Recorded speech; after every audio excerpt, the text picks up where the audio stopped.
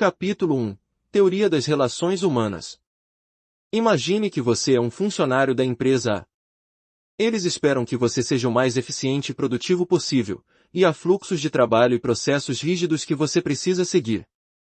Aos olhos deles, há apenas uma maneira certa de fazer o trabalho e não há espaço para sua própria abordagem ou interpretação criativa. Você se sente como uma engrenagem em uma roda.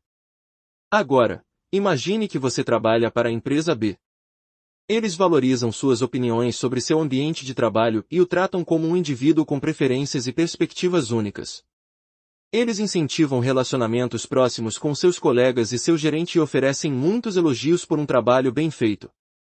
Você sente que está trabalhando com seres humanos, em vez de robôs. Em qual cultura organizacional você acha que seria mais produtivo? Você está pensando, sem dúvida, empresa B. Pois bem, essa é a teoria das relações humanas em ação. A teoria das relações humanas, que também pode ser chamada de movimento das relações humanas, gestão das relações humanas ou abordagem das relações humanas, foi estabelecida por Elton Mario, um psicólogo australiano. Ele conduziu uma série de experimentos nas fábricas de Elthorne na década de 1920, agora apropriadamente chamada de experiência de Elthorne ou estudo de Elthorne. Na época, a abordagem gerencial predominante era chamada de Taylorismo, onde os trabalhadores eram vistos como máquinas. Sugeria que a melhor maneira de as pessoas, trabalhadores de fábrica, se tornarem eficientes é receber treinamento adequado e as ferramentas necessárias. A abordagem das relações humanas, então, abordou essas lacunas levando em consideração os fatores sociais. No entanto, após uma série de experimentos com os funcionários das fábricas de Elthorne, Maio teve ideias diferentes. Reconheceu que as percepções, atitudes e expectativas das pessoas desempenham um papel crítico no seu desempenho no local de trabalho. Ele alterou diferentes elementos do ambiente de trabalho e condições de trabalho, como o nível de iluminação, acreditando que ia melhorar a produtividade, e encontrou muito mais do que isso. A essência de sua teoria é que os fatores sociais pensem em coisas como satisfação no trabalho, sentimento de pertencimento e inclusão na tomada de decisões tiveram um enorme impacto na produtividade e no desempenho do trabalhador. Essas eram as verdadeiras fontes de motivação para os trabalhadores, e não os fatores ambientais, como a iluminação, que ele originalmente se propôs a estudar com sua abordagem de gerenciamento mais científica.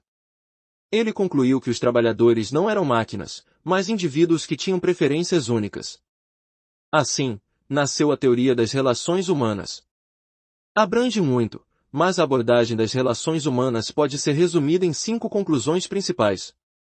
1. Os seres humanos são complexos e seus comportamentos de trabalho são influenciados por uma variedade de fatores.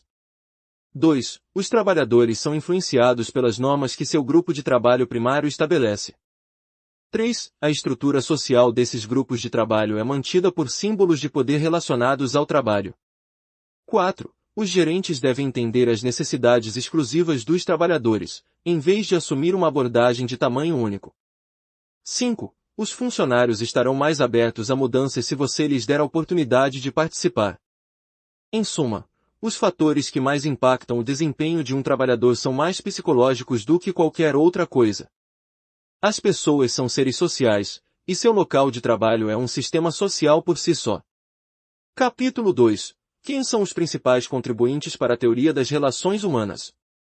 Os principais contribuintes para a teoria das relações humanas são: 1. Elton Mayo. Mayo é mais conhecido por sua contribuição para a gestão de relacionamentos humanos através dos experimentos de Elthorne, como já mencionamos.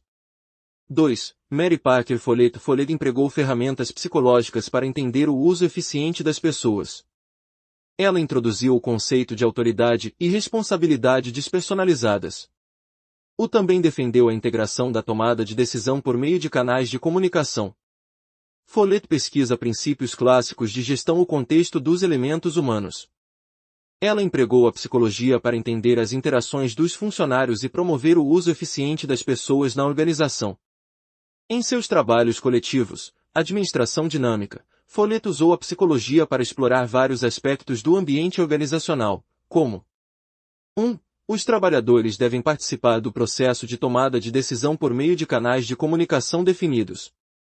2. Os funcionários preferem ser integrados ao processo de tomada de decisão, em vez de sujeitos ao comando e controle dos gerentes.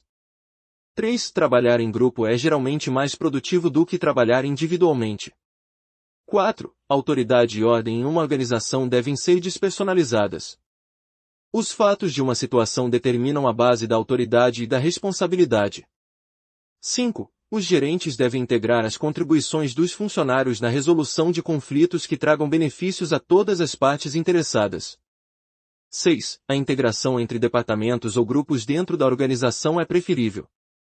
Capítulo 3. O bem e o mal da teoria.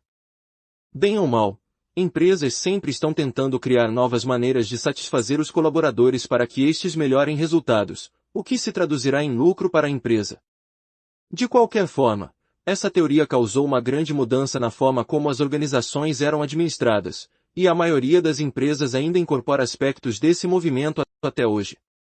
Mas, como tudo, não é isento de críticas. Vamos dar uma olhada em algumas das vantagens e desvantagens da teoria de relações humanas.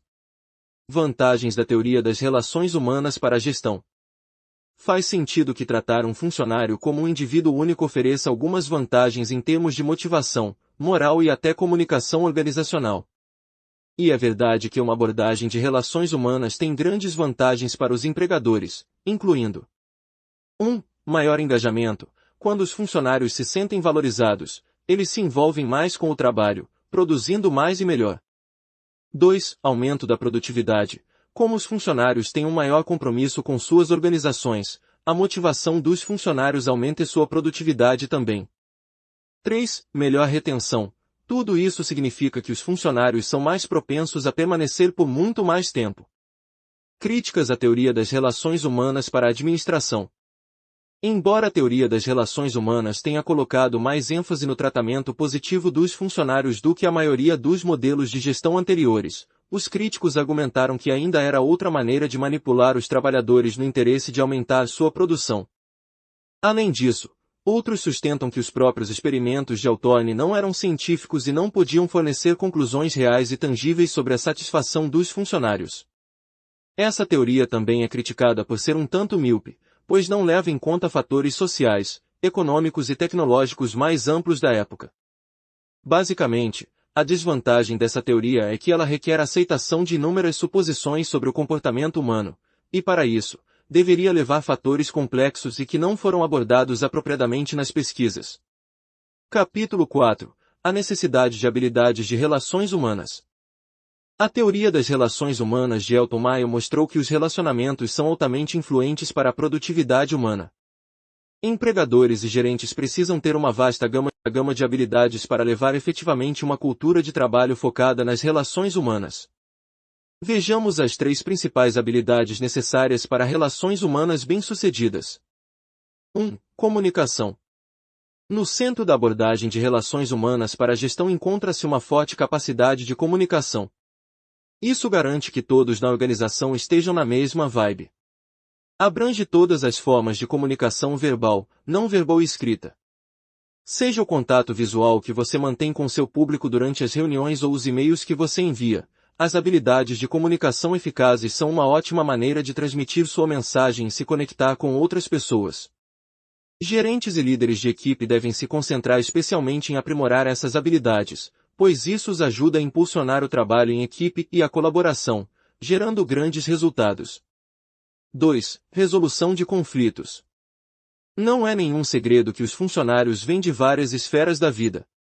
Isso leva a diversos tipos de personalidade, perspectivas e objetivos. É, definitivamente, um mix de sentimentos trabalhando juntos. Pode haver momentos em que você não concorda com as perspectivas de alguém e você tem todo o direito de discordar respeitosamente. É por isso que as habilidades de resolução de conflitos são importantes, pois ajudam as pessoas a abordar e resolver problemas de maneira civilizada. No entanto, as pessoas precisam manter a mente aberta e devem permitir que as perspectivas individuais sejam expressas. Você deve trabalhar para uma solução com a qual todos se sintam confortáveis e manter a harmonia no processo. E se você precisa melhorar suas habilidades de gestão de conflitos, temos este curso gratuito à disposição. 3. Organização. Uma das habilidades mais importantes na abordagem das relações humanas, a organização impacta todas as áreas de trabalho. Seja seu fluxo de trabalho ou espaço de trabalho físico, manter-se organizado tem vários benefícios. Ele ajuda você a priorizar seu trabalho e gerenciar melhor seu tempo. É um elemento-chave na criação de um fluxo de trabalho eficiente. Isso permite que você cumpra seus prazos e seja produtivo. A organização é uma qualidade importante para os líderes de equipe, pois permite fazer malabarismos, com várias prioridades e concluir tarefas em um processo organizado. Ao empregar essas habilidades, gerentes e líderes de equipe podem implementar práticas de gestão de relações humanas com maior eficiência. Capítulo 5. Como colocar a teoria das relações humanas em ação. Apesar do fato de ter seus opositores, a teoria das relações humanas ainda tem mérito no local de trabalho moderno. Mas, como você pode realmente colocar essa teoria de gestão em prática em seu próprio ambiente de trabalho? Aqui estão 5 estratégias diferentes. 1. Forneça contexto em torno das tarefas. Os funcionários querem ver o valor em seu trabalho. O reconhecimento, tanto do ser como profissional como do ser útil para cumprir tarefas, é crucial. Todo mundo quer reconhecido como bom profissional, isto é, aquele que cumpre bem o seu papel, seja lá qual for. O colaborador, nesse sentido, deve entender a importância social do seu trabalho. Por que eu faço meu trabalho? Para quem eu faço isso? Quem se beneficia com meu trabalho? Estou ajudando quem direta ou indiretamente? Mas é difícil para seus funcionários extrair uma sensação de realização de suas tarefas se eles não tiverem visibilidade do quadro geral. Por isso, ajude-os a diminuir-os fornecendo o contexto adequado em torno de suas responsabilidades. O que essa atribuição realiza para a organização mais ampla? Por que o trabalho deles importa? Ao priorizar esse tipo de comunicação, você capacitará seus funcionários a se sentirem menos como uma máquina necessária para executar uma tarefa específica e mais como um membro vital e valioso de sua equipe e da empresa em geral. 2. Colete feedback dos funcionários. Seus funcionários provavelmente têm muitas ideias sobre coisas que você pode melhorar no trabalho, mas você precisa ouvi-los. Infelizmente, a maioria dos colaboradores em todo o mundo dizem que suas empresas não ouvem suas sugestões. Normalmente, possuem um setor específico para isso ou o próprio gestor do negócio não é flexível o suficiente para ouvir os profissionais da linha de frente. Mas, pense comigo, quem está diariamente, grande parte do seu dia, lidando com processos de produção, atendimento ao cliente e outras tarefas vitais para o negócio? O colaborador. É bem mais provável que ele traga mais soluções plausíveis do que um gestor que não acompanha os processos da linha de frente rotineiramente. O ponto-chave aqui é questionar: quem sabe lidar melhor com o cliente? Eu ou meus colaboradores da linha de frente? A resposta disso pode acender uma lâmpada na cabeça de muito chefe por aí. Então, a teoria das relações humanas exige que você envolva os funcionários nas decisões e também que solicite ativamente o feedback deles.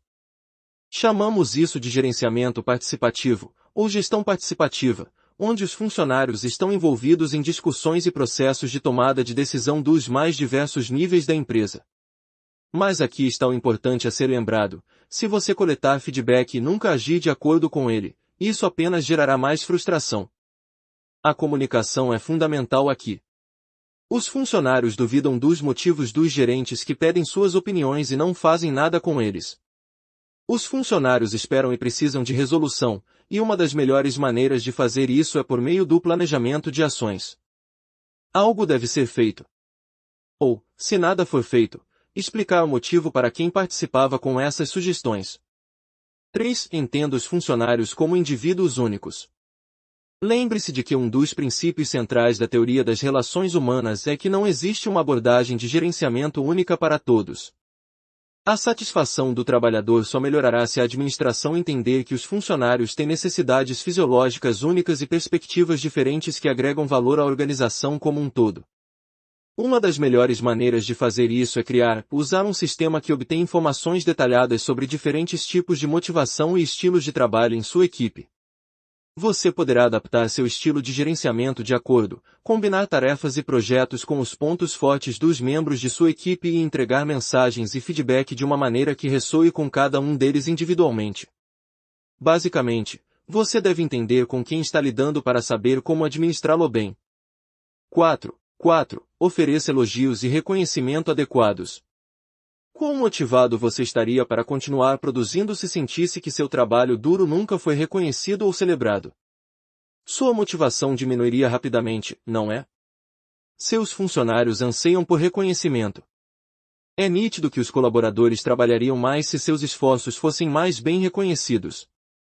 Tenha em mente que esta é outra área onde a individualização é importante. O reconhecimento mais eficaz é honesto, autêntico e individualizado de acordo com a forma como cada funcionário deseja ser reconhecido. Se você não tiver certeza de como os funcionários preferem receber elogios, pergunte a eles. Eles gostam de receber feedback positivo na frente da equipe. Individualmente em uma reunião individual. Através da escrita. Que tipos de recompensas e incentivos são mais significativos para eles? Essas informações ajudarão a implementar um programa de valorização dos funcionários de uma maneira personalizada e impactante e que atenda melhor às necessidades humanas de reconhecimento. 5. Deixe tempo para relacionamentos e vínculos. A teoria das relações humanas enfatiza a importância das estruturas sociais no trabalho, e que os trabalhadores muitas vezes seguem as normas e regras que são estabelecidas por sua equipe. Pense nisso. Sua equipe de trabalho provavelmente tem muitos padrões tácitos, não formalmente expressos, sobre como você age em reuniões ou o que é considerado um dia de trabalho sólido. Mas, além dessas expectativas de como eles realizam seu trabalho, seus funcionários também valorizam os laços que compartilham com as pessoas com quem trabalham. Há várias pesquisas que apontam que as relações de trabalho são, de muito a extremamente importantes, para a qualidade de vida.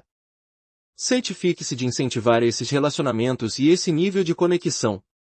Mesmo algo tão simples como dedicar alguns momentos no início ou no final das reuniões de equipe para conversas sociais dará aos seus funcionários o tempo necessário para se conectarem em um nível mais pessoal.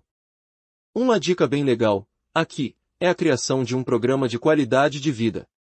Você ficaria espantado com quantos benefícios isso poderia trazer ao negócio da empresa. Capítulo 6. Considerações finais. Hoje, isso pode soar apenas como fundamentos de gestão. Mas, nem sempre foram. Quando Elton Mayo tirou essas conclusões da teoria das relações humanas, elas foram realmente consideradas bastante inovadoras. Eles contradiziam os conceitos de gerenciamento anteriores que viam os funcionários como máquinas de produtividade.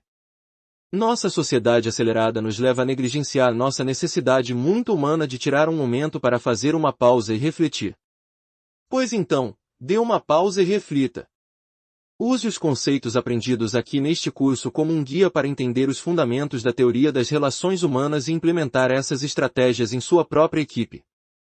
Eles o ajudarão a construir uma cultura positiva em que seus funcionários se sintam valorizados e apoiados e não como outra engrenagem em uma roda.